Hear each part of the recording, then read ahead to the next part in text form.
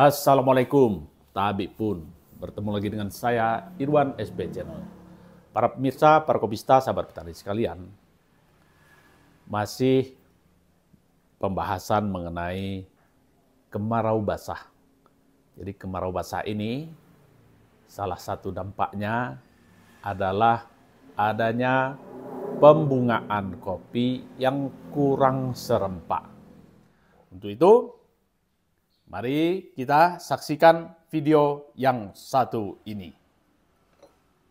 Dan jangan lupa ngopi pagi. Pembungaan pada lahan kopi ini sudah terjadi sebanyak 2 kali yang besarnya. Pembungaan pertama berlangsung pada bulan Juni, itu terjadi pembungaan besar pertama, di mana bunganya tidak terlalu serempak dan juga tidak terlalu banyak bunganya. Kemudian setelah bunga besar pertama, itu disusul dengan pembungaan lagi, namun dalam jumlah yang lebih kecil. Lalu di bulan 7 tanggal 13 dan 14 ini terjadi lagi pembungaan besar yang kedua. Di sini tampaknya juga tidak terlalu banyak bunganya dan juga tidak terlalu serempak.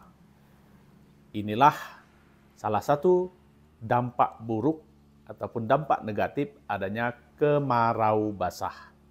Jadi kemarau basah ini membuat tanaman kopi tidak berbunga dengan serempak. Jadi pemirsa, para kopista, dan sahabat petani sekalian, kita saksikan di lahan perkebunan kopi saya ini, pembungaannya tidak serempak dan juga bunganya sedikit. Beda jikalau adanya kemarau yang cukup panjang, maka bunga akan terjadi lebih serempak. Dan apabila pembungaan ini ataupun perawatan kopi kita tidak kita lakukan dengan maksimal, maka akan terjadi kerontokan di buah-buah kopi yang baru terbentuk. Biasanya buah kopinya akan menghitam dan rontok atau gugur. Begitu juga bunganya, banyak yang terjadi kerontokan.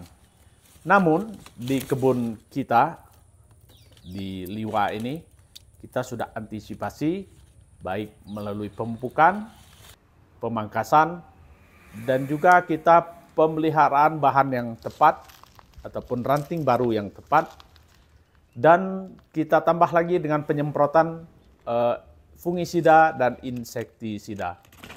Dan terlihat bunga-bunga kopi yang telah mekar pada bulan yang lalu sudah terbentuk menjadi bakal-bakal buah dan tetap menjadi bakal buah yang sempurna. Pada tahun 2003 terjadi panen kopi yang sangat turun drastis, diakibatkan adanya kemarau basah pada tahun 2022-nya. Pada saat itu, di lahan kopi kita ini, terjadi penurunan hasil kopi yang cukup banyak, sekitar 50%. Ini sudah merupakan hasil yang cukup baik pada saat itu, dikarenakan pada lahan-lahan lain, ada yang terjadi penurunan hingga 90% hasil produksinya. Itulah dampak yang diakibatkan kemarau basah. Dengan demikian, perlu kita melakukan perawatan yang tepat untuk mengantisipasi dari kemarau basah ini. Sehingga pada panen 2026 nanti, hasil panen kita akan tetap maksimal.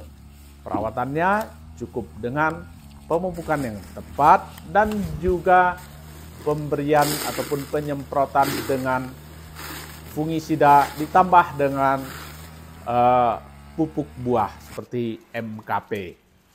Dan juga tentu yang paling utama adalah pemangkasan ranting-ranting yang kurang perlu ataupun yang sudah tua untuk mengurangi kelembapan yang ada di kebun kita.